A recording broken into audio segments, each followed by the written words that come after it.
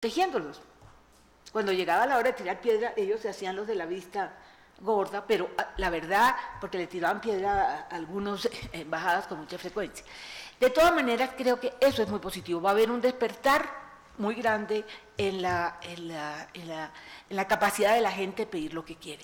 El problema que yo veo, el problema es la política. Yo creo que en este momento que la paz tiene que hacerse en los territorios, que todo se habla con enfoque territorial sin saber muy bien eso que quiere decir, pero que es el reconocimiento de que el centralismo no funciona de aquí en adelante, que vamos a tener que oír a las regiones, estamos perdiendo los territorios. Y yo quiero hablar de la región Caribe. Yo siento la región Caribe perdida. El Estado que tiene ahora la obligación de ocupar esos espacios que dejó libre, ¿cómo va a ser con esta cantidad de individuos con intereses muy personales, con pasados muy complicados, manejando muchas de las regiones importantes del país? Me parece que eso es una limitación y ahí habrá una fricción que ojalá la podamos manejar bien, o sea, una ciudadanía activa, capaz de reconocer dónde están sus posibilidades y sus limitaciones, pero una cosa política en las regiones tremendamente complicada. Y quiero terminar esta primera ronda hablando de algo que me parece imprescindible. Colombia es hoy un país de vulnerables. El gobierno omite eso con mucha frecuencia y dice, no, está creciendo la clase media, hemos bajado la pobreza. Eso es cierto, pero la verdad es que América Latina dejó de ser una región de pobres para ser de vulnerables. La proporción más alta de población en América Latina hoy es vulnerable y en Colombia también. O sea, hoy tenemos una pobreza del 28%, una clase media que se está acercando al 30% y una población vulnerable del 37%. Mucho más grande en el sector rural, porque en el sector rural la clase media es mínima, es 7%. Pero ¿eso qué quiere decir? ¿Qué es la población vulnerable? La población vulnerable es aquella que puede caer muy fácilmente otra vez en la pobreza. O sea, no es que se mueva fácilmente a la clase media. No, sus posibilidades son a bajar y dentro de este contexto.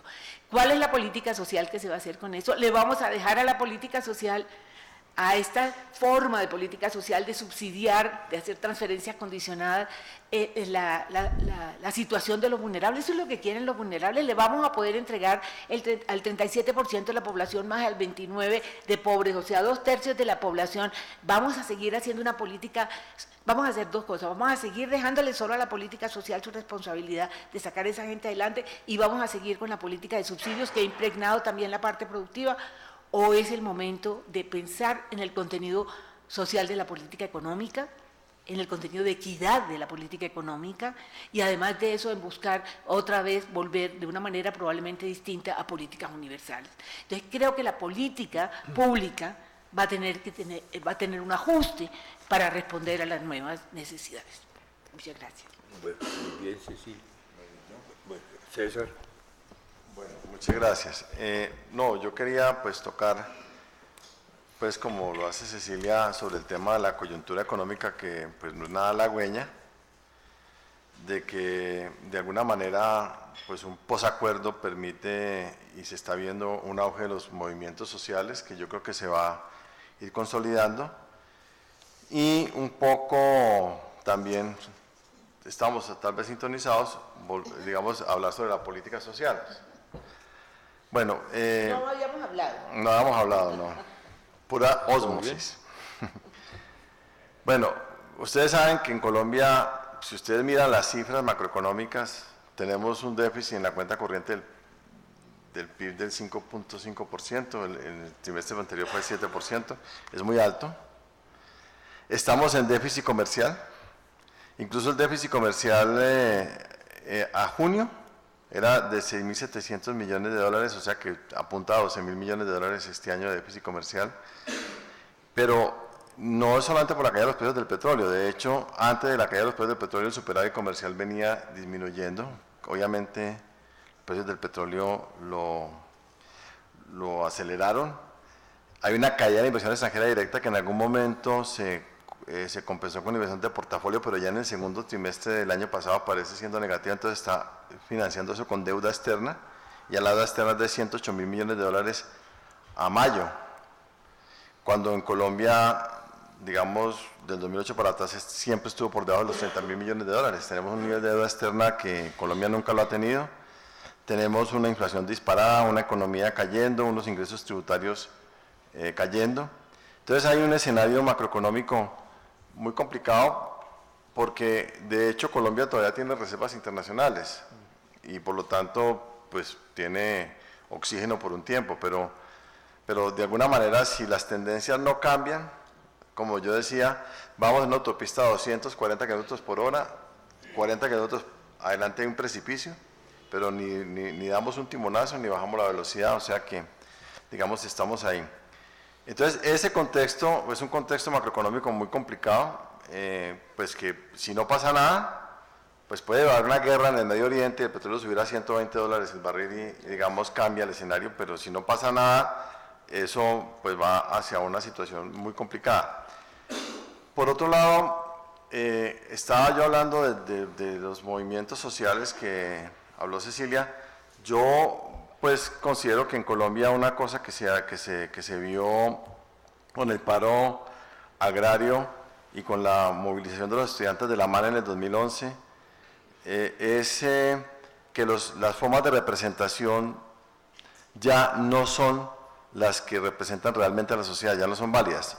Por ejemplo, el paro agrario se hizo por encima de la SAC, o sea, la SAC ya no representa al sector agropecuario, representa a cierto sector agropecuario, pero la gente que está produciendo en el campo, y no solamente estoy hablando de los campesinos, estoy hablando también de los empresarios agrícolas, hicieron paro. La Federación de Cafeteros, el paro cafetero se hizo por encima de la Federación de Cafeteros.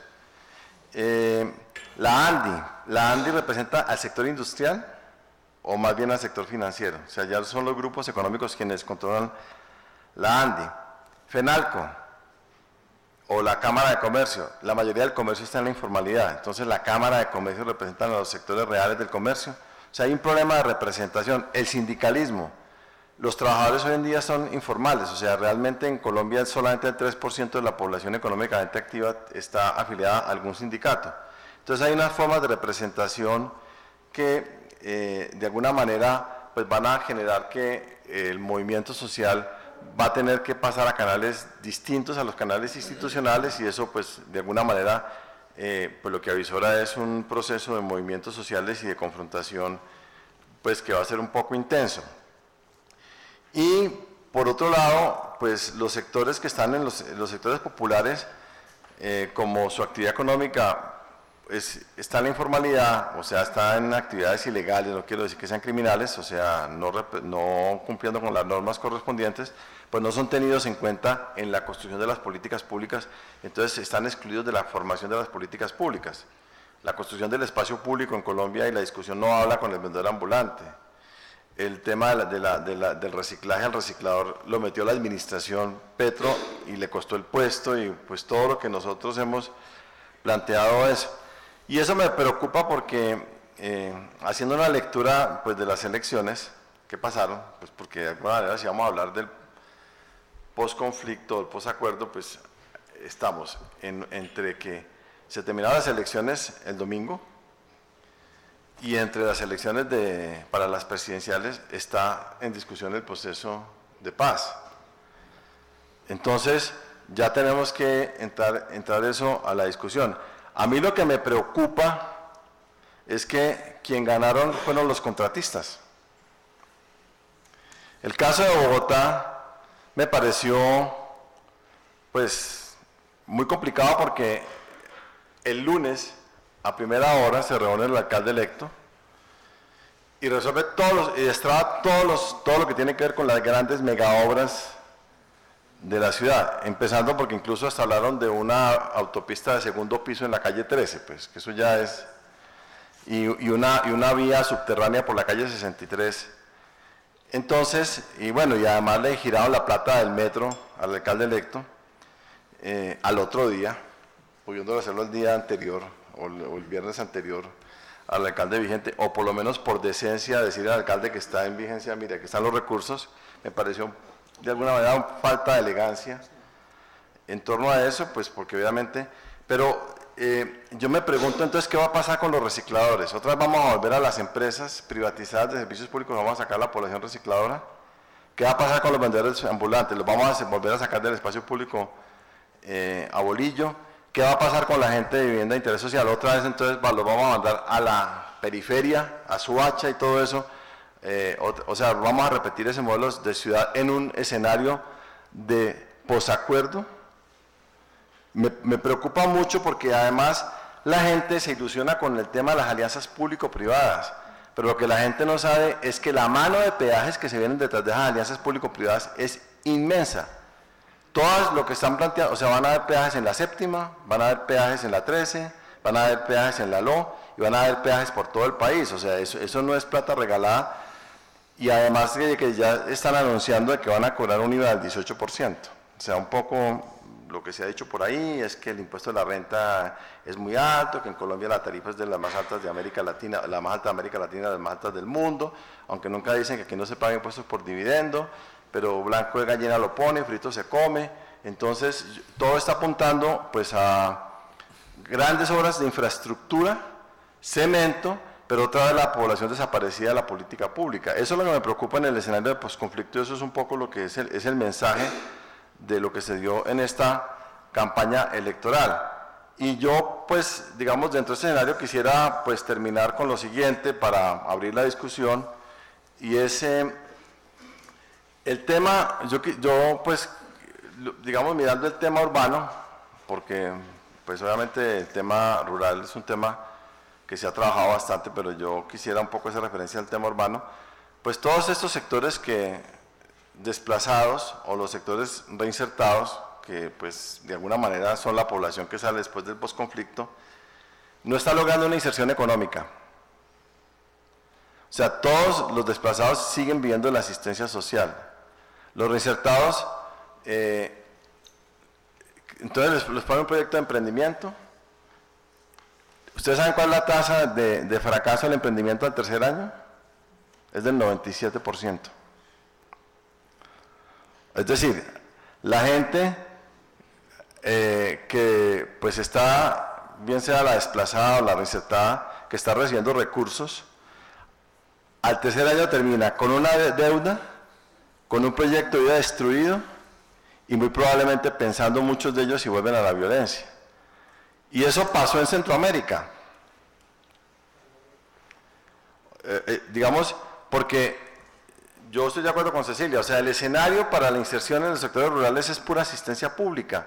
No se está generando empleo productivo, no se está generando empleo digno. Los procesos de emprendimiento han sido un continuo fracaso, que yo creo que esa política hay que revisarla, y entonces, bueno, y esa población que se va a poner a hacer, porque si digamos, yo pues hago una afirmación que puede ser muy economicista, pero si una persona no tiene una inserción económica, siempre va a tener que vivir de la asistencia pública. Yo no voy a decir que la inserción económica sea el todo, porque me parece que eso sería un absurdo, pero si usted no logra insertarse en el mundo económico, usted no logra tener una posición en la sociedad y no logra tener una situación digna, y va a tener que seguir viendo la asistencia pública. No solamente de que eso es infinanciable, sino que genera simplemente población asistida que tiene que mantener un dispositivo de asistencia social para poder garantizar una paz social que es imposible de sostener y que yo creo que es preocupante y que eso hay que entrar a discutir ahora. Yo dejaría ahí.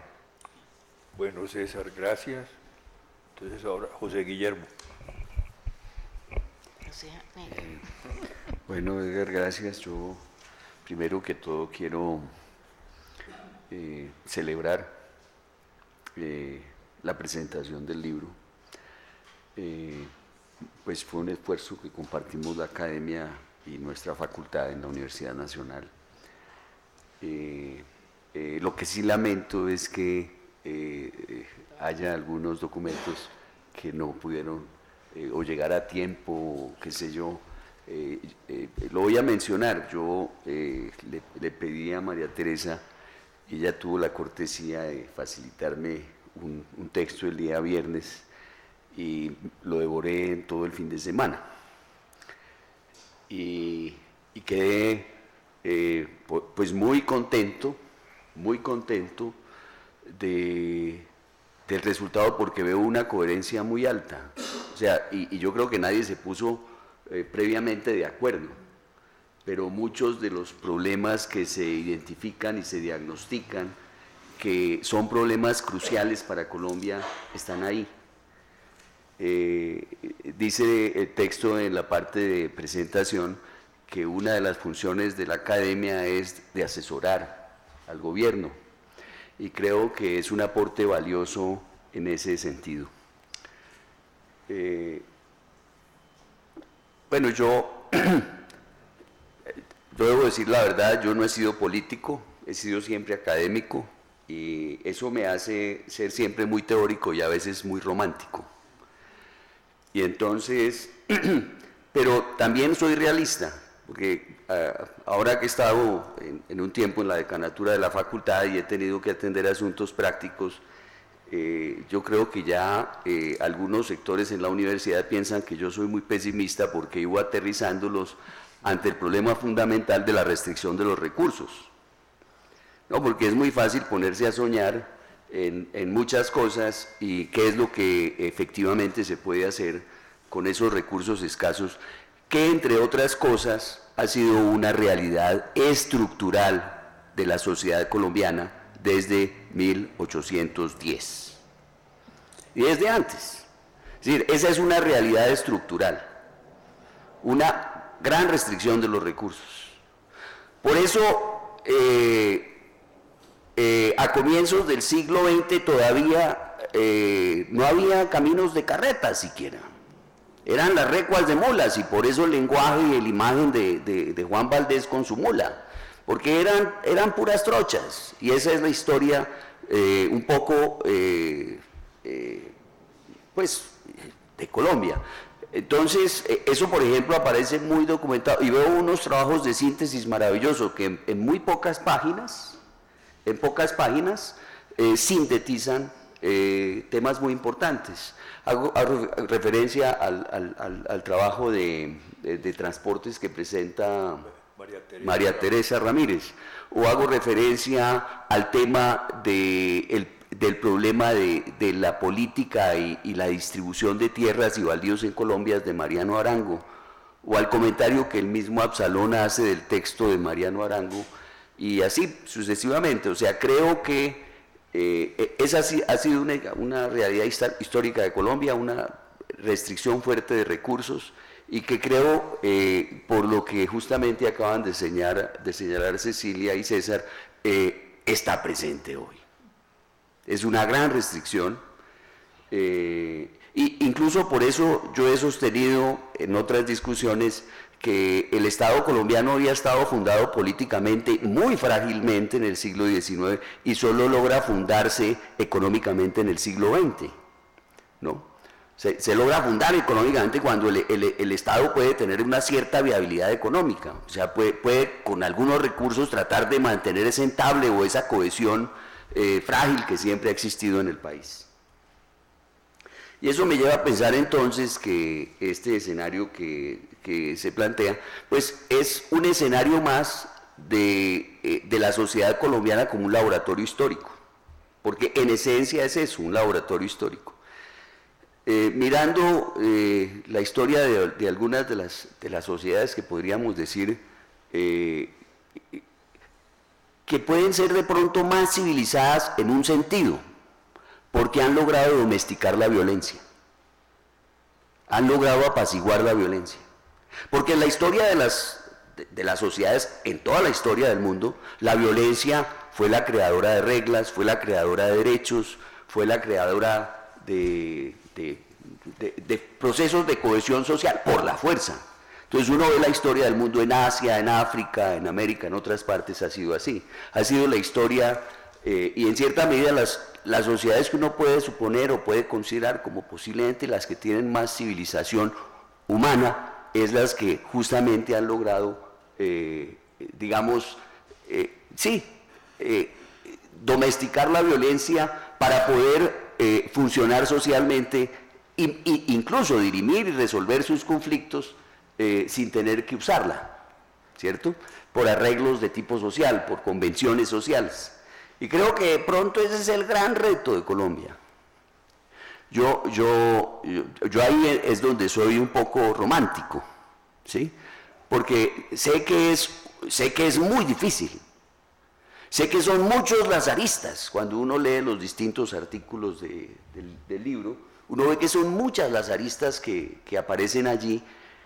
Y sin embargo, algo sí yo pensaría que tenemos que seguir insistiendo, y es no declinar.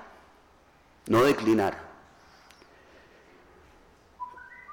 ¿Por qué pienso eso? Porque lo que Colombia tiene y lo que ha originado tantos problemas también es otro problema, y es el déficit de instituciones, o instituciones mal definidas, o instituciones mal establecidas.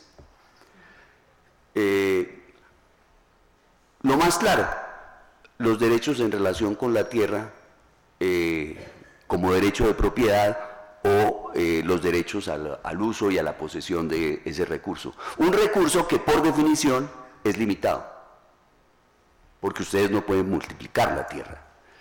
Razón tienen los autores clásicos en hablar de la teoría de la renta, y la renta es un impuesto de escasez fundamentalmente. Entonces, pero hay que establecer un arreglo social, un arreglo institucional acerca de la forma como se puede instituir un derecho de propiedad que sea reconocido socialmente. Y después instituir un derecho al uso del recurso y al uso económico del mismo y la valorización del mismo. Digo valorización en el sentido de que el recurso sirva para producir bienes, y produciendo bienes, produciendo valor económico. Pues bien, entonces, si uno mira la historia de Colombia, el conflicto, y se mantiene el conflicto, por esa mala definición, por esa mala definición histórica de la regla en relación con la tierra y con sus connotaciones de orden social. Entonces, claro, en la ciudad, yo lo señalo, en la ciudad, pues más o menos las reglas están más o menos establecidas, más o menos. Porque el mismo César lo acaba de mencionar. ¿Qué cantidad de la población colombiana vive en condiciones de informalidad económica? O sea, está al margen de la norma. O sea, no está garantizada la norma. Y ese es uno de los problemas que tiene Colombia, que se crean muchas normas que son saludos a la bandera. O su alcance es muy escaso en la sociedad. O se crean normas pensando en Bogotá, pero no se piensa en Mapiripán, o no se piensa en... Esas normas pueden ser aplicables para algunos sectores de la sociedad, pero no pueden ser aplicables de manera general. Por ejemplo, muchas de estas normas requerirían que todos los colombianos tuvieran una productividad económica relativamente alta, para garantizar todas estas coberturas que la ley laboral establece, por ejemplo, o para garantizar todos los impuestos que la ley establece. Y eso no es así. Entonces creo que dentro de los distintos temas que surgen y que aquí tendrán que, digamos, irse tramitando, irse conciliando, están justamente el entender y el comprender esas grandes heterogeneidades que existen en Colombia. Esas grandes heterogeneidades entre el campo y la ciudad. Algunos colombianos tienen la representación de que Colombia son las 5 cuadras en las cuales ellos se mueven, y no es así. La sociedad colombiana es mucho más, pues sabemos, compleja y complicada. Pero bien, yo no quisiera alargarme mucho, solamente quiero dejar una reflexión que quiero compartir, y es que yo sí, digamos, pienso que lo que debe buscarse es alternativas de arreglos sociales que le den estabilidad, a la sociedad. La sociedad moderna es una sociedad económica. Directa o indirectamente, todos pasamos por el mercado o en el mercado privado, o accedemos al mercado a través de la administración pública. Por algún lado atravesamos el mercado, es una sociedad económica. En esa sociedad económica, si pretendemos que Colombia sea una sociedad moderna, una sociedad moderna estable, tenemos que pensar seriamente en crear los escenarios para que todos los colombianos tengan esa posibilidad que mencionaba César, y que no es economicista, que puedan integrarse a la actividad económica moderna, que puedan tener oportunidad de cultivar su talento y tener mejoras en la productividad que permitan aumentar los ingresos. Y seguramente en esa misma medida es que podremos observar que la sociedad colombiana pueda llegar a niveles cercanos a los de otros países que conocemos y entendemos como países con mayor desarrollo, porque la población allá tiene garantías sociales y la población allá puede cubrir adecuadamente las obligaciones fiscales, etcétera. Entonces creo que ese es un tema fundamental. Y claro, en donde más exclusión de esa circunstancia hay es en el campo, efectivamente, en las zonas rurales. Es decir, si en la ciudad no se respetan, en muchos casos, aquí en Bogotá, ¿no? allí en el Restrepo o en 7 de agosto, no se respetan reglas laborales, etcétera, mucho menos en las regiones más distantes. Hace algunos días tuve oportunidad en un viaje académico de estar en Guapi, en el Cauca. El salario mínimo en Guapi son 200.000 pesos. Ese es el salario mínimo en Guapi. Y esa es una realidad que hay que entender. Entonces, ¿pero cómo hacemos para que puedan mejorar el ingreso? Pues simplemente hay que crear los escenarios para que la población acceda a eso que en el texto que yo presento denomino activos modernos. Activos modernos es una herramienta que nos permite integrarnos a la actividad económica o integrarnos a la vida económica de la sociedad, y en esa integración poder justamente participar activa y directamente de la generación de mejoras y de ganancias en la productividad. Y de esa manera, si integramos efectivamente a la población en actividades donde se puede mejorar la productividad y el ingreso, eso da estabilidad económica. Y estoy seguro, donde hay estabilidad económica, hay estabilidad social y seguramente política también. Entonces, creo que esos son temas que habría que considerar con alguna atención en estos procesos de definición de las reglas del posconflicto. Y claro, en esa misma medida, seguramente se fortalezca algo que también comparto con distintos de los autores del libro, se fortalezca seguramente la sociedad civil, y la sociedad civil tenga más independencia y sea menos cooptada por intereses de algunos grupos. Una sociedad civil con mayor autonomía, con mayor independencia, y una sociedad civil justamente que puede hacer preservar ciertos valores sociales, ciertos valores económicos, ciertos valores civiles. Bueno, yo dejaría ahí para... Bueno, muchas gracias, José Guillermo. No sé si alguno de los autores que están presentes quisieran contribuir también para ampliar la visión. Yo no sé, Enrique, si tú quieras decir algo, y también Amílcar, que tiene un artículo realmente muy interesante en el libro, pero no sé si...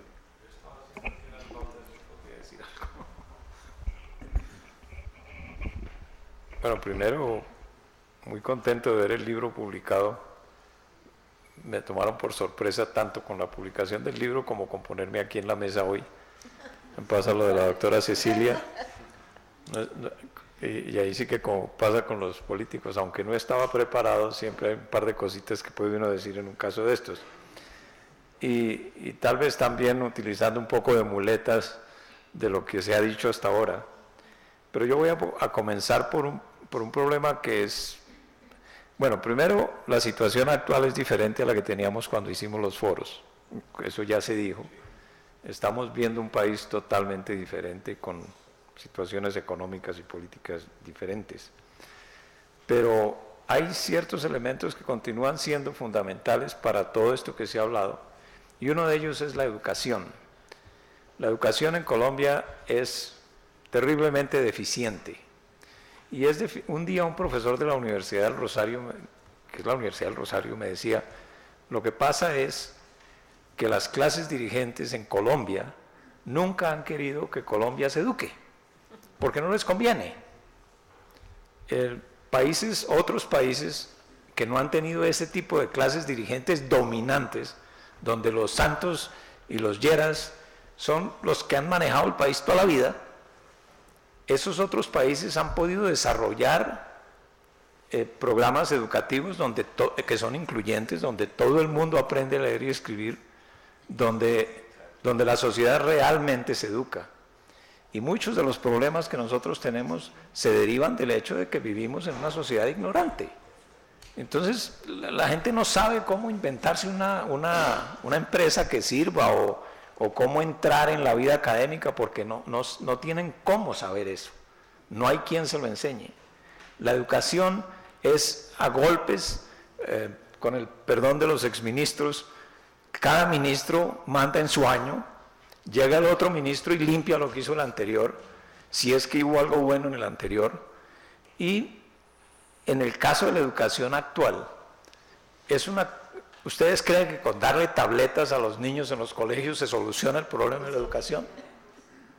Y resulta que la plata de las regalías se utiliza para comprar tabletas para los niños.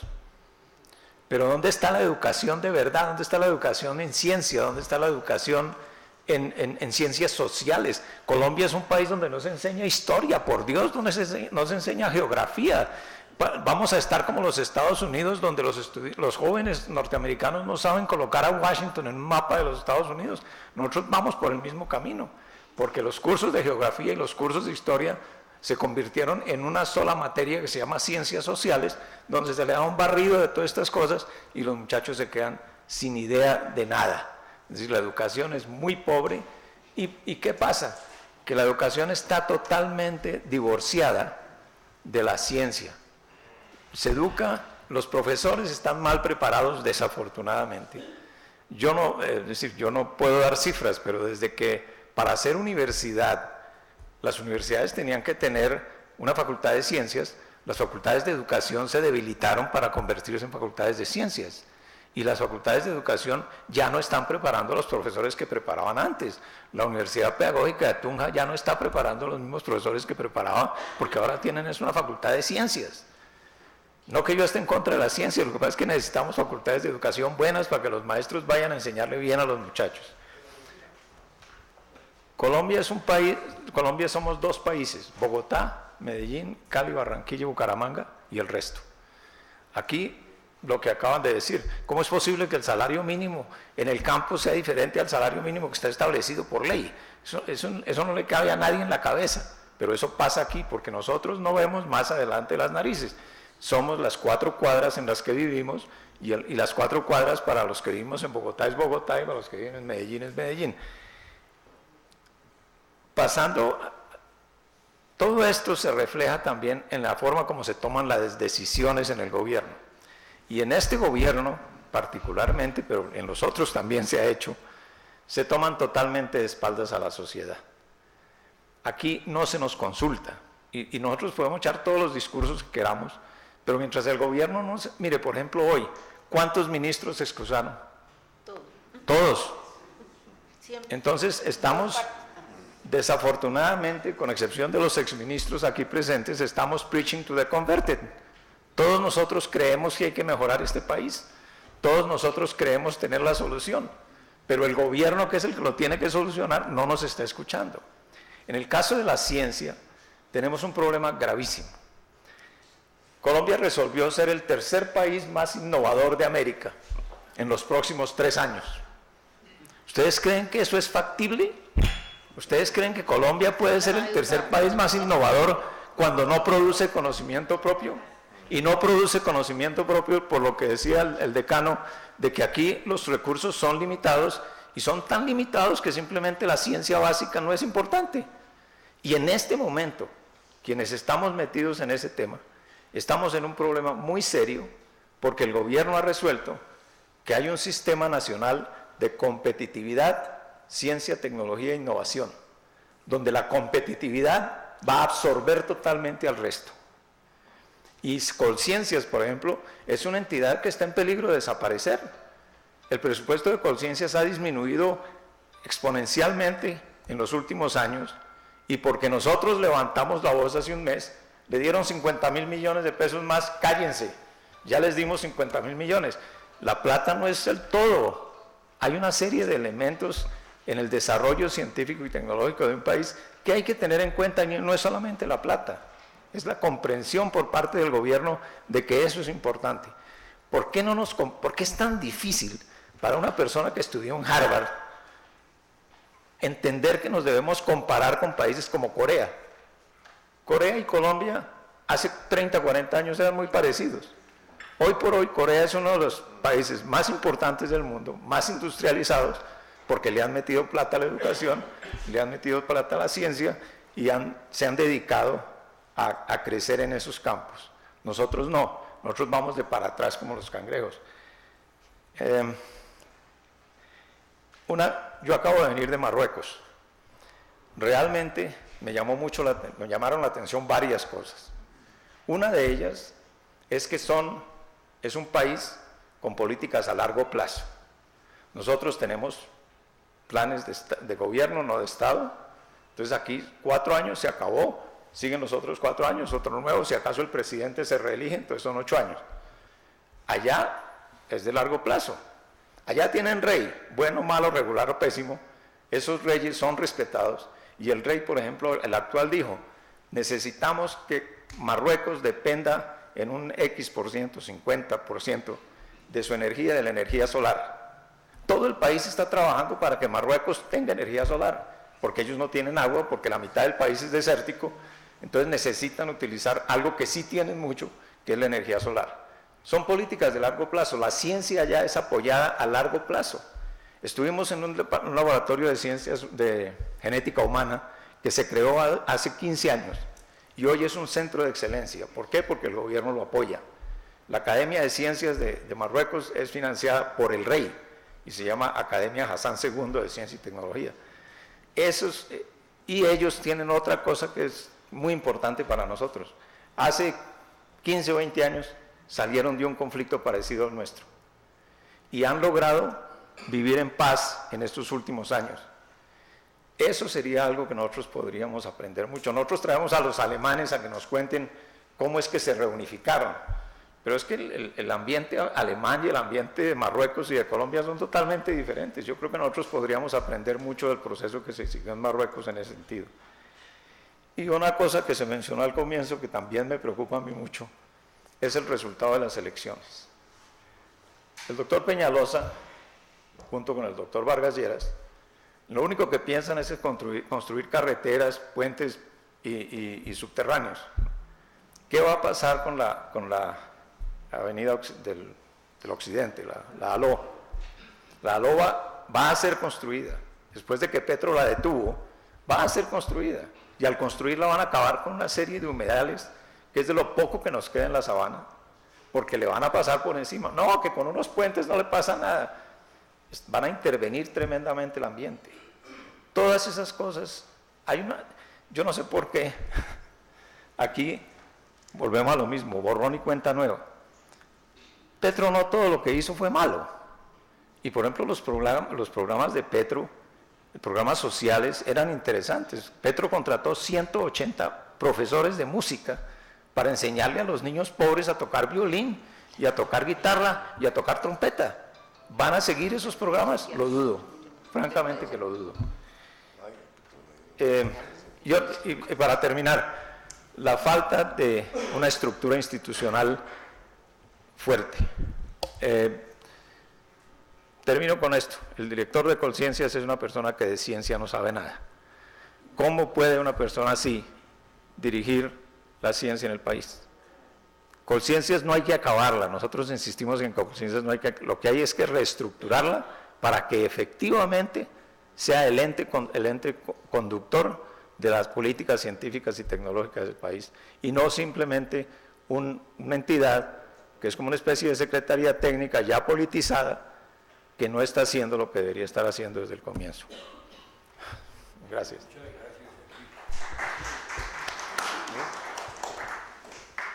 Bueno, no sé si les parece que demos una segunda... El doctor Amílcar quiere... Ah, bueno, Amílcar. Sí. Yo quiero disfrutarme después de escuchar tan excelentes exposiciones que son como un valor agregado al texto que ustedes van a tener en sus manos.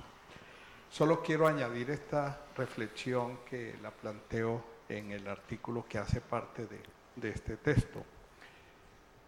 Hablando de posconflicto o de posacuerdo, la realidad es que lo que se va a acordar, y ojalá que se pueda llegar a firmar ese acuerdo, es el fin del conflicto armado. Con esto quiero significar que todos los análisis que he podido conocer sobre lo que vendrá después de la firma del acuerdo, me lleva a concluir que una vez cese el conflicto armado con la FARC, que ojalá se haga extensivo también al ELN, se va a exacerbar en Colombia el conflicto social. Yo lo he dicho gráficamente en el sentido de que una vez que quienes hoy están alzados en armas las depongan, no se van a ir ni para las playas de Varadero, ni se van a ir para Miami. Y muchas veces se los dije a los empresarios del sector minero energético a mi paso por el ministerio. Tenemos que ir acostumbrándonos, les decía, a que esas personas que hoy están alzadas en armas, una vez que la depongan, nos tenemos que ir acostumbrando a verlos en las organizaciones sociales, en los sindicatos, en las juntas de acciones comunales, en las corporaciones públicas, y con un gran empoderamiento tanto del liderazgo social como del liderazgo político, entre otras razones, por lo que le escuchamos a varios de los expositores, pero especialmente a Cecilia. Porque con el deterioro que se ha venido dando de la política y de los partidos, nos va a sorprender este posacuerdo o posconflicto muy mal parqueados. Y lo digo en el sentido de que muy seguramente esta guerrilla que así en un análisis reduccionista en un momento determinado se dijo que aquí no había ningún conflicto armado, sino que había una amenaza narcoterrorista. Lo cierto es que los cuadros de la guerrilla son cuadros ideologizados, con gran formación política, son cuadros políticos los que militan en sus filas, y ya uno no puede hablar de cuadros políticos en los partidos tradicionales e incluso en muchos de los nuevos partidos que surgieron después del 91. De manera que nos tenemos que preparar para lo que se nos viene, porque, repito, van a tener un gran empoderamiento del liderazgo social, del liderazgo político, para lo que el establecimiento, por llamarlo de alguna manera, no está nada preparado. Yo al final cuando me hacían malas caras cuando les transmitía este mensaje, los consolaba de alguna manera diciéndoles, acordándome del profesor Estanislao Zuleta, y les decía que Estanislao Zuleta decía, no se puede concebir una sociedad sin conflictos. Eso no existe. Y yo como Caribe al fin le añadía la frase de Estanislao Zuleta, que pensar en una sociedad sin conflictos es como pensar en un mar sin olas. Y el único mar sin olas que yo conozco es el mar muerto. De manera que tenemos que aceptar que los conflictos sociales van a seguir. Pero concluía diciendo Estanislao Zuleta que una sociedad mejor no es aquella que no tenga conflictos, es aquella que tenga mejores conflictos. Entonces remataba diciéndoles que es preferible de lejos tener unos conflictos sociales por tramitar que seguir en un conflicto armado que confrontar. Ese comentario quería hacerles. Muy bien. Yo quisiera... Bueno, muy bien, Amílcar. ¿Sí? ¿Cómo quieres hacer? Bueno, entonces vamos a tener una intervención de Cecilia. No, simplemente quiero transmitirle una preocupación porque estamos en un medio académico. Yo creo que hay que empezar seriamente a analizar el poder en Colombia. Yo creo que aquí tenemos mucho que aprender y es ahí donde tiene que haber un cambio. Es que el egoísmo de las élites de este país es impresionante. Es tan difícil conmoverlas, es tan difícil que acepten. Lo que yo siento en este momento de estas élites, de los empresarios, de los latifundistas, de estos que se creen los dueños del poder político, es que lo que hay que hacer en el posconflicto es protegerse. Es decir, no es dar, no es ver cómo contribuyo. Entonces fíjense lo que tenemos, una élite que lo que quiere es preservar sus privilegios. Una clase política absolutamente deteriorada que necesita casi que empezar de cero. Y una juventud que con razón desprecia la política. Pero sin una renovación en la política, ¿qué va a pasar? Yo creo que ese análisis, le oía a Manuel Rodríguez, por ejemplo, algo que me impresionó mucho, dijo, mire Cecilia, el único país de América Latina donde la clase empresarial no ha tenido cambios en el último siglo es la colombiana. Siguen siendo exactamente los mismos, lo mismo que pasa en la política. Entonces ahí está el tema del poder. Y lo digo como mujer, porque ese es un tema que a mí me tiene impresionada, el retroceso que estamos teniendo en Colombia, es que lo siente uno en la piel con respecto a la igualdad de género. Créanme, es una cosa impresionante. Los frenos, yo pensaba hoy, aquí se está creando un ejército de mujeres capaces, probablemente en promedio más educadas que los hombres, que están en los niveles intermedios, pero que tienen un techo de cristal que no lo rompe nadie. Un poco Clara, yo creo que lo sintió.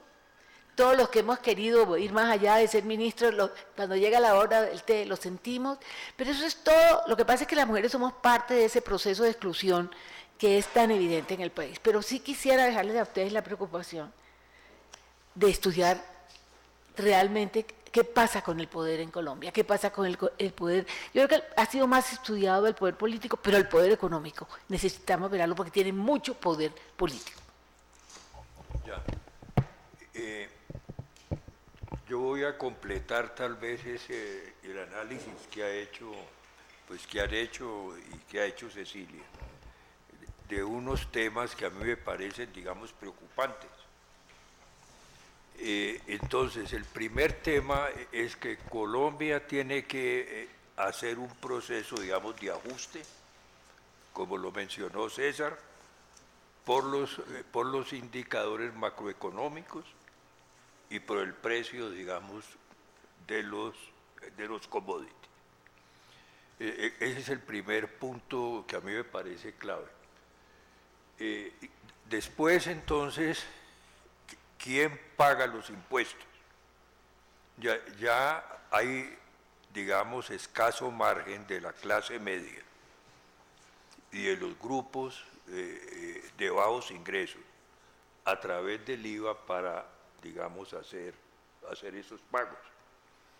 Entonces, ¿cómo, es decir, hasta qué punto la clase alta se deja poner impuestos? Se deja, digo, entre comillas, porque a nivel mundial es la misma cosa. Bill Gates decía hace varios años, póngame impuestos. Pidió que le pusieran impuestos y no le quisieron poner impuestos. Entonces creó una fundación con la mitad de su patrimonio, que yo creo que es un modelo, digamos muy interesante. Bueno, pero entonces, ante una situación de ajuste, yo miré la página web de Planeación Nacional y vi un dato que ellos ponen como algo, digamos, muy positivo, que a mí me parece un dato más bien negativo. O sea que el 75% de la población colombiana es candidata para tener un subsidio.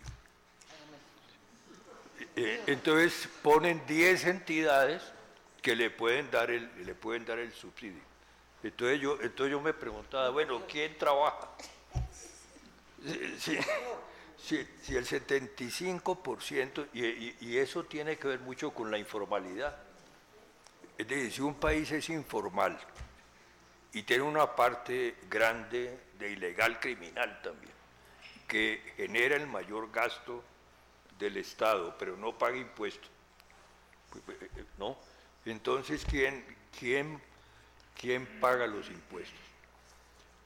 Por el otro lado, yo creo que es muy importante analizar lo que ha pasado en las últimas semanas con la Superintendencia de Industria y Comercio, que es el caso, digamos, del azúcar, que tiene unos subsidios altísimos, hay una crisis fiscal, el Estado quiere, digamos, eliminar el subsidio para ir bajando el déficit y entonces se vuelve un problema, digamos, regional, porque toda la región se manipula de tal manera que toda la región sale a decir, no, se van a acabar 180.000 empleos en el valle. Si uno hace eso con el café, si uno hace eso con el algodón y con todos los productos, ¿de dónde van a salir, digamos, los fondos del Estado para subsidiar? El 75% que puede, digamos, acceder a las entidades de un subsidio y las clases altas. Entonces yo creo que para mí el problema, digamos, fiscal hoy está en el centro, digamos, de la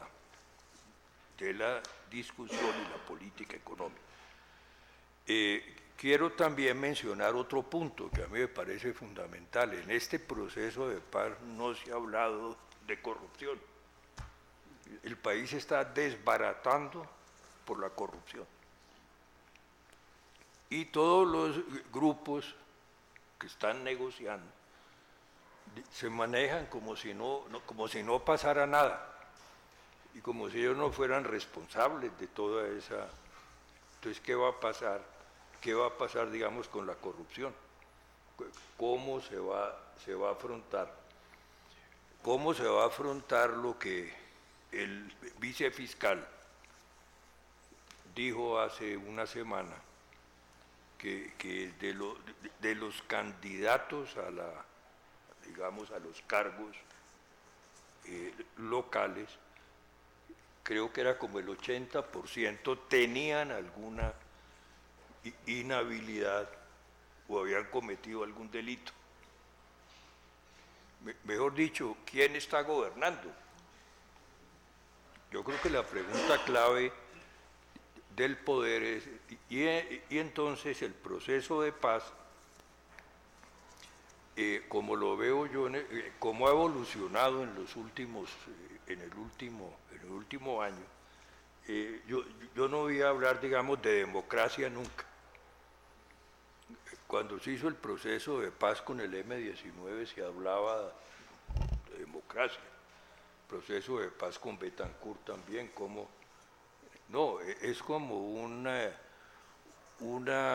especie, digamos, de negocio frío, de usted me da esto y yo le doy esto.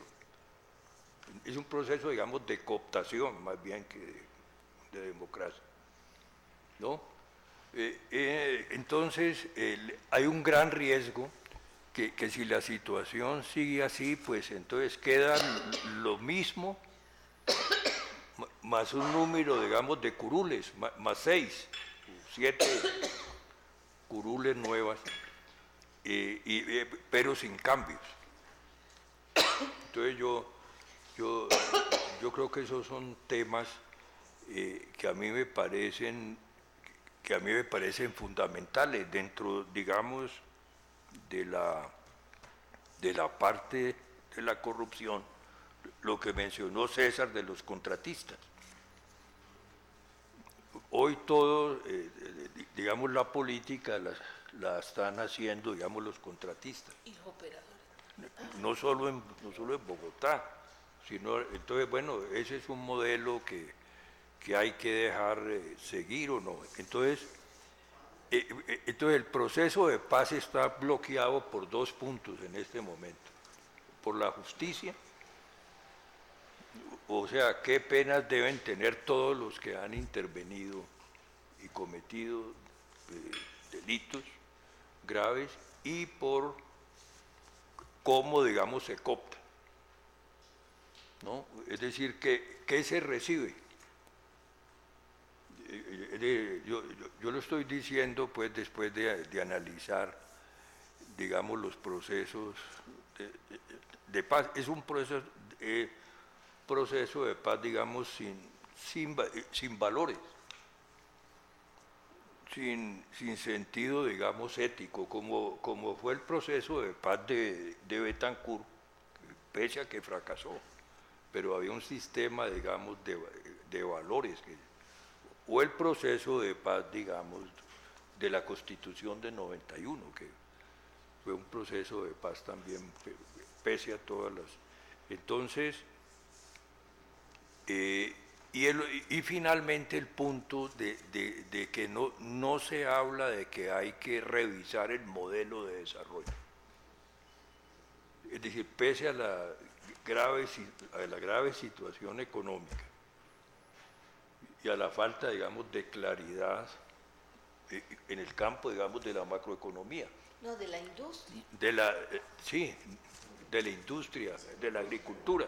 Entonces, pues, lo más lógico era que hubiera un proceso de concertación nacional, usar otra vez la palabra concertación, y llamar a las fuerzas económicas, sociales, y decir, bueno, ¿qué modelo, cómo hay que reorganizar?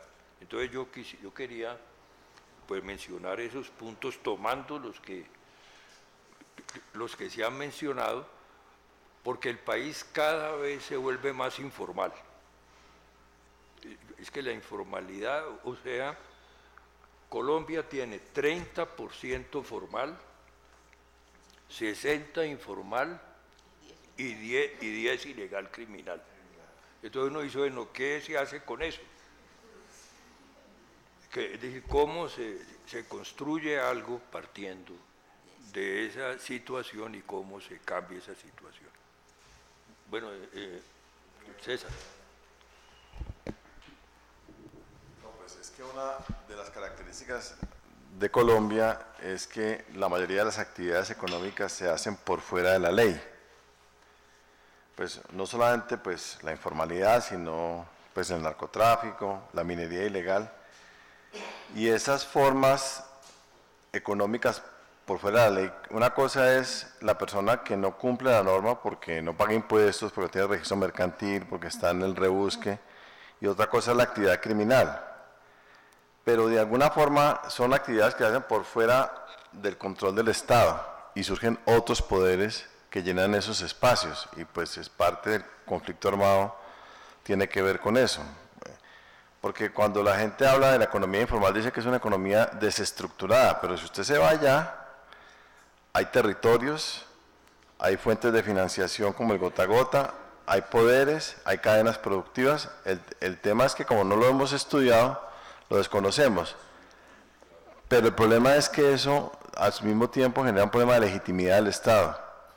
Entonces, aquí se dice que la gente no paga impuestos, pero el vendedor ambulante va a pagar impuestos para que le paguen la publicidad, para que lo saque de la esquina donde están vendiendo los chécheres. Obviamente, cuando la población carece de derechos, pues también tampoco da la legitimidad de pagar impuestos. Y aquí, de hecho, en la cultura común, pues usted paga impuestos porque le toca, pero si no le toca y paga es porque usted es muy bobo, porque en realidad aquí el juego es evadir porque el Estado no tiene legitimidad. Entonces, a mí me parece que hay un problema ahí, por ejemplo, con el tema de la tributación y fiscal, porque de todas maneras la mayoría de la población carece de derechos sociales y tampoco no hay un contrato social, no se ha construido un contrato social que involucre al campesino, que involucre al informal, y pues yo termino el comentario con esto, y es que aquí los sectores, o sea, así como esto es un país de élites que no han cambiado, también es un país que, un poder que ha desconocido a los que trabajan en la economía popular. O sea, aquí nunca son tenidos en cuenta para la discusión de las políticas públicas. Y de alguna manera un acuerdo del posconflicto tiene que pasar por ese reconocimiento de esos sujetos sociales, porque si no, de todas maneras seguimos en otras formas de violencia, y si no, o de conflicto, y si no buscamos formas de que los conflictos se transmiten bajo alguna institucionalidad, puede volver a aparecer la violencia, puede que no política, pero puede ser la violencia de la delincuencia, las bandas, las maras, ese tipo de violencia que se ha visto en otros países. Yo quisiera agregar lo siguiente. Me impresionó mucho el informe que preparó la ANDI para la reestructuración del sector industrial. Y yo sabía que Fedesarrollo había hecho el estudio. Y empecé a leer el informe en la parte bonita, y había un anexo, el anexo ni lo miré. Pero resulta que el anexo era el estudio de Fedesarrollo. Eso me dejó muy preocupada porque dije, bueno, ¿esto qué es? Pero el punto que quería señalar es que dice textualmente en la parte de la ANDI que el modelo de los últimos 20 años acabó con la industria, que no le dio ninguna posibilidad. Pero mientras yo leía eso, salió el comunicado de los empresarios diciendo que por favor no se discute el modelo en La Habana.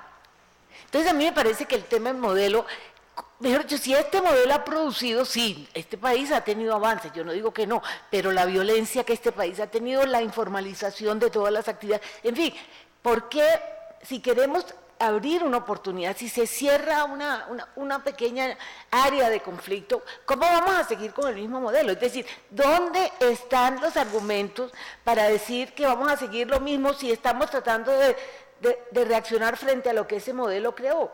¿Sí?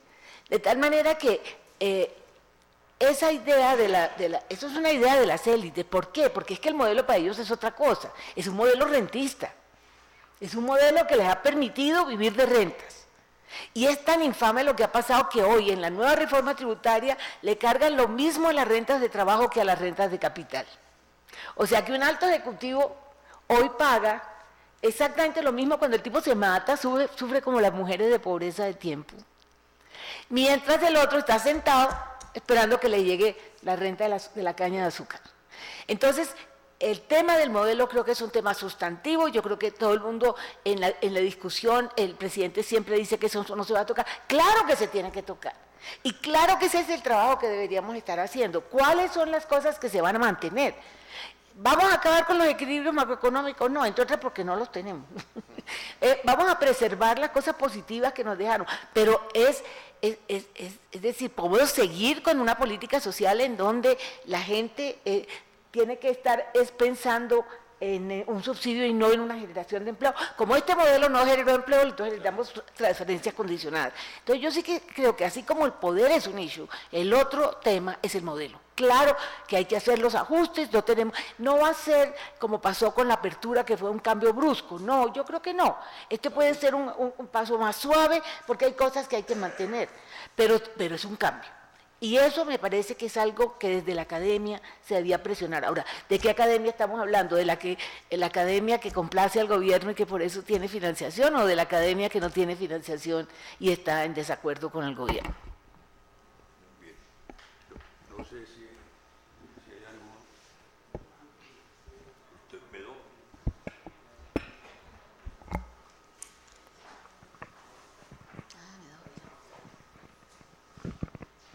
Creo que le vamos a caer a este libro con mucha avidez, porque en estos 4 años de proceso de paz, cuento la fase no pública de las conversaciones, hemos vivido en una atmósfera surrealista, que se discuten unas cosas con mucha encono, que no son, y que las cosas de contenido no se discuten. Lean ustedes, o seguramente lo leyeron, el largo reportaje de hace unos 15 días del ministro de Agricultura. Él, bueno, habla que va a buscar 1 millón de hectáreas que pasen a la agricultura. Bueno, bien, pero él da ese largo reportaje y no se acuerda que hay un proceso de paz, que el primer punto está firmado, que ese punto tiene una serie de temas que debían estarse resolviendo. Entonces, los surrealistas, que había un gran afán, que por qué las FARC dilatan las cosas. Esto hay que firmarlo ya, porque si no se nos puede descarrilar el tren. Pero las cosas que se van pactando, ¿hay algún seguimiento? ¿Se están realizando? No. Me contaba un amigo, el exministro de Agricultura dio una conferencia en París sobre políticas agrarias, Juan Camilo, con un PowerPoint muy juicioso, muy bien hecho y una exposición pues bien inteligente. Y alguien en el auditorio dijo, muy bien de políticas, pero ¿qué es lo que se está realizando? ¿Qué se está llevando a cabo de la ley de tierra, de la ley de víctimas y devolución de tierras? El ministro dijo, bueno, es que dentro de los acuerdos hay un punto que hasta que no se pacte todo, no está firmado nada.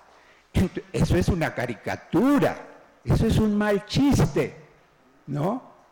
Y sin embargo, pues es un personaje político cuya seriedad nadie pone en duda. Y así muchas otras cosas. Cecilia, entonces por eso el libro es una promesa. Cecilia mencionó, y muy adecuado justamente para controvertir y para romper esta atmósfera surrealista, el documento de los empresarios. En verdad, este año los empresarios han hablado, porque no lo hacían durante el proceso de paz. Fue en abril, 4 empresarios hablaron en semana, en mayo, o al contrario, hubo una entrevista, reportaje con otros 4 empresarios de María Jimena Duzán, y viene esta carga en profundidad que es el documento. Es un horror. Es decir, si hubiera algún sentido de responsabilidad, no ya en los empresarios, sino en el público al que llegue el documento, se hubiera levantado una gran polémica, porque además de los puntos que señala con claridad Cecilia, hay otros que escandalizan. Por ejemplo, dicen, esta justicia transicional, con su esquema universalista desconoce fueros e insinúan que ellos, los empresarios, deben tener fueros. Es decir, la zona de compromisos con la parapolítica en el mundo de la economía ha sido evidente y se reclaman fueros. Fuero, en la ecuación hay fuero igual impunidad. Ya no es solamente a los expresidentes, sino a los presidentes de las grandes cadenas económicas.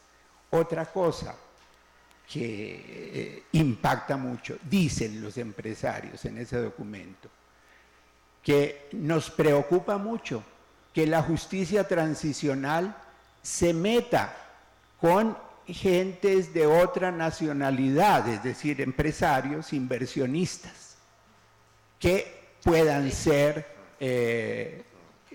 incorporados en la jurisdicción especial. Pero por favor, después de los escándalos de la Drummond, después de los sindicalistas asesinados por los paramilitares en connivencia con la Drummond, o después de esos centenares de toneladas que se vertieron al mar, reclamar también para los extranjeros impunidad. De todos modos, hubo un juicio en cortes de los Estados Unidos con respecto a la Drummond.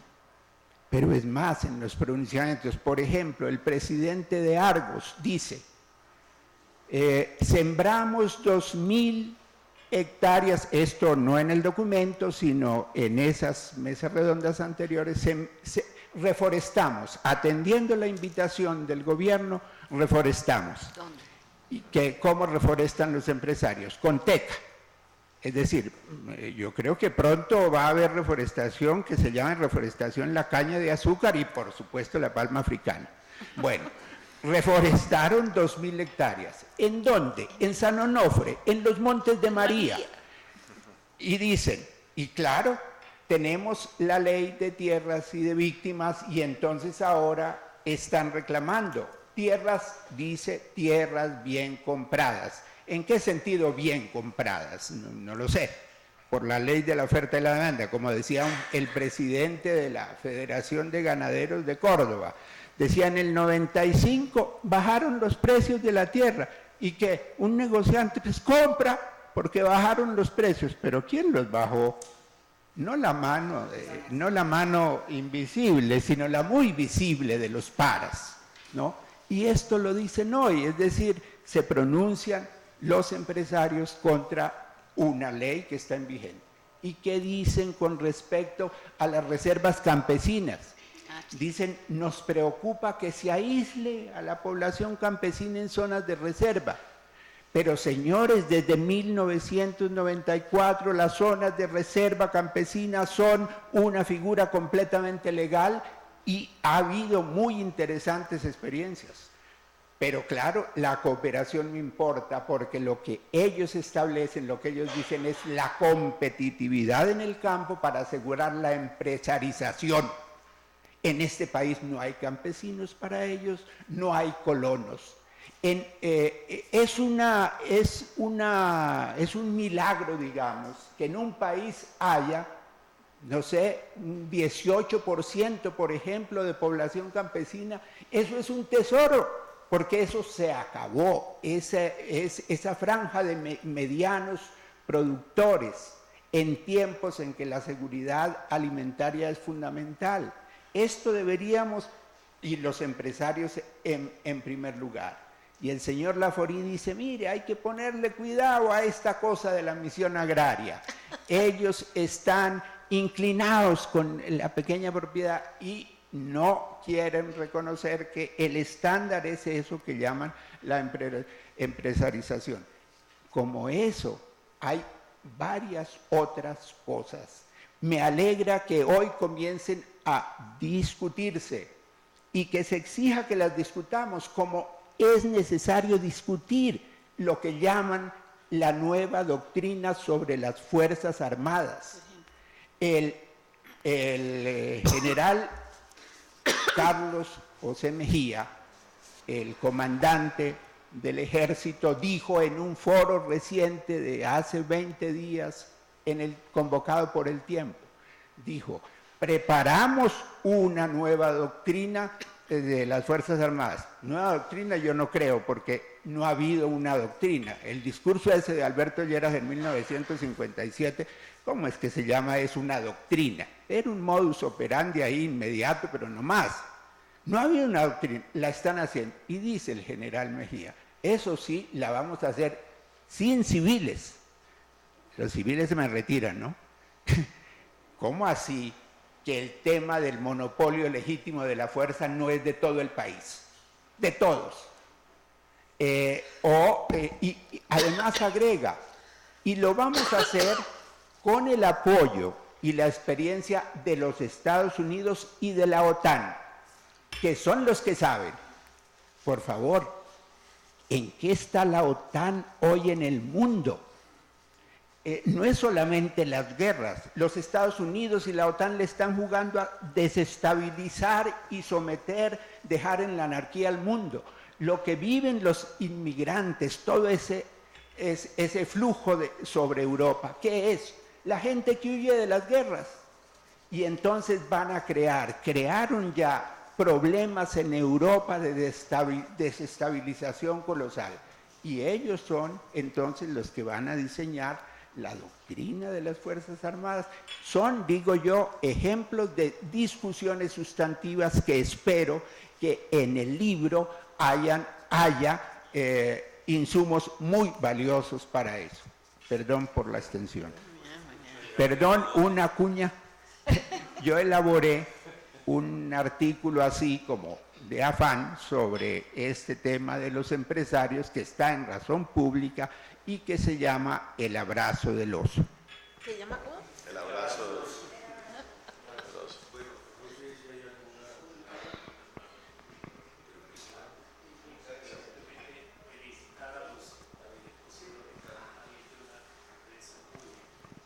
Bueno, muy bien, entonces... Ya lo he dicho, bueno, me parece,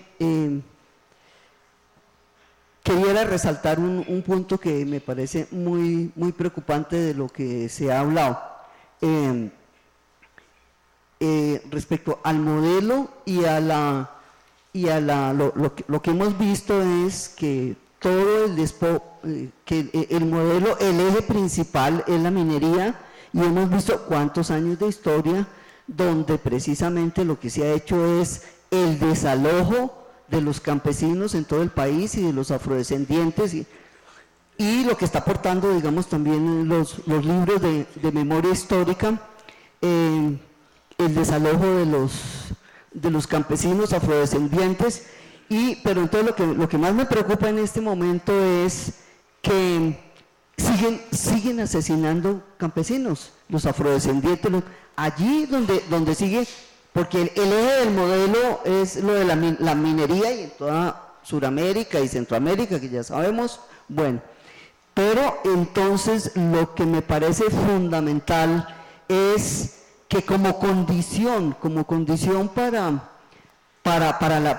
estos acuerdos de paz es el desmonte de las hoy llamadas BACRIM, que son los mismos paramilitares, narcoparamilitares, y lo que vemos es el mismo LAFOR, todos están ahí, son los mismos, y esos son los que han cooptado el Estado, y el terrorismo de Estado está ahí sigue vigente. Entonces, si no hay un desmonte de las BACRIM, y lo vemos en las principales ciudades, Cali, Bogotá, Barranquilla, la costa atlántica, si no hay un desmonte, van a seguir eliminando a los dirigentes campesinos y a los dirigentes de las FARC. Y lo otro es lo de la privatización. La privatización, necesitamos que reivindicar el derecho al agua, a la educación como derechos fundamentales, lo mismo que el derecho al medio ambiente. Ahora, todo lo otro, lo que están hablando de peajes y todo, eso es el modelo, es una forma de de expresión de la privatización del modelo de desarrollo, o del modelo neoliberal. Ya, sino como estamos cortos de tiempo, entonces dejo ahí. Muchas gracias. Tal vez una última intervención antes de dar la palabra a los expositores. Por favor. ¿Su nombre? Bueno, mi nombre es Carlos Cabrera. Y pues en las manifestaciones de preocupación del doctor César y de la doctora Cecilia frente al tema económico, que por supuesto también me preocupa, pero no por el posacuerdo, sino por la situación económica que se viene, haya o no posacuerdo. Quisiera plantearles la necesidad de analizar el tema del impacto fiscal del posacuerdo. En la medida en que yo creo que sobre esto se está especulando mucho. Hay solo 3 cosas en las que el gobierno ha sido claro en el acuerdo: que no está negociando la propiedad privada, que no está negociando el modelo económico, ni la judicialización de Uribe. Han sido los únicos 3 temas en que ha sido claro el gobierno. ¿Qué se está negociando que tenga un impacto fiscal? El problema de la restitución de tierras y la compensación a las víctimas, eso ya está, y ya está teniendo un impacto económico. El impacto económico de mantener durante un tiempo la tropa que se desmoviliza, 15.000, 17.000, 20.000 con los colados, eso, el impacto fiscal de mantener esos 20.000 realmente frente a la situación del país no es significativa. Pero los periodistas, los comentaristas en prensa hablan de varios puntos del PIB y de billones de pesos de los costos del posacuerdo. ¿Qué estamos negociando? La implementación real del Estado Social de Derecho, esa tenemos que hacerla con o sin posacuerdo. Y esa además no la podemos hacer de un solo totazo, porque así tuviéramos los recursos disponibles, la economía no estaría en capacidad de absorberlos de un solo totazo. Entonces, la pregunta es, ¿de qué estamos hablando cuando estamos hablando del impacto económico fiscal del posacuerdo? Muchas gracias. Bueno, entonces vamos a Una cosa, yo diría una... intervención de síntesis. No, yo voy a hacer un comentario que de pronto, digamos, habría un disenso con Cecilia, y es el siguiente. Yo sé que hay que discutir el modelo económico, pero el punto es el siguiente. La negociación entre las FARC y el gobierno colombiano se hace porque las FARC entendieron que no pudieron cambiar el modelo económico por las armas, y por lo tanto el punto es negociar formas de participación política de tal manera que las FARC puedan entrar en la política y puedan disputar el modelo económico por otra vía. Porque no podemos pretender que las FARC pretendan cambiar el modelo económico si no pudieron tomarse el poder por la vía de las armas. O sea, ahí hay unos matices. No, yo aclaro, cuando me refiero a cambiar el modelo, no estoy pensando en que es lo que las FARC dicen, el país, los economistas, que entre otras cosas los que figuran más y los que hablan más tienen el modelo muy claramente definido y no se han dado cuenta que ese modelo tiene que ajustarse a las nuevas realidades. Bueno, yo quisiera terminar con 2 cosas. Cuando hay conversaciones de este tipo con estudiantes, yo siempre termino, por favor no se suiciden. Peligro que con ustedes no se corre. Y en segundo lugar, quisiera realmente destacar el esfuerzo que María Teresa y la Academia ha hecho, Edgar, para sacar este libro, que creo que es un esfuerzo muy significativo, muy oportuno, y ahora solo nos falta contribuir a la divulgación del mismo. Y muchas gracias por ese esfuerzo. Gracias, Cecilia. José Guillermo. Buenos días, o buenas tardes, perdón, buenas noches. Yo quisiera rápidamente hacer un comentario sobre la ausencia en las conversaciones de paz y por consiguiente también en el posacuerdo de un tema que creo que tiene que ver absolutamente con toda la situación de violencia que vivimos, y es el tema de lo financiero y concretamente de los bancos. Ha salido hace poco un libro editado por la Universidad Nacional que tiene un título muy importante y muy significativo, que es Colombia, un país trabajando para los bancos. Ese título resume lo que ya muchos hemos entendido, y es que en este instante todo se está manejando en función y en beneficio de los bancos, y esa es una situación que es necesario que se analice, porque no es justo que haya en la sociedad un sector tan privilegiado, con tantas ventajas como los bancos, y eso no se está tocando. Este es un estudio muy concienzudo, muy bien elaborado, muy fundamentado. Analizan los 10 bancos más importantes de Colombia y las 10 empresas comerciales más importantes de Colombia, y llegan a la conclusión de que estos bancos en particular están disfrutando de condiciones demasiado favorables. Nadie les pone límite a nada, ni al cobro de los intereses, ni al cobro de sus servicios, y eso genera necesariamente una situación de malestar en toda la sociedad. De manera que yo creo que es importante que en esta reunión salga a la luz ese tema, y ojalá lo incorporen en los análisis de las conversaciones de paz, porque tiene mucho que ver con el cambio de modelo que propone o el que habla la doctora Cecilia, y que sin lugar a dudas estos acuerdos de paz deben culminar en un cambio de modelo. Gracias. Bueno, muchas gracias por su contribución, José Guillermo. No, yo solamente querría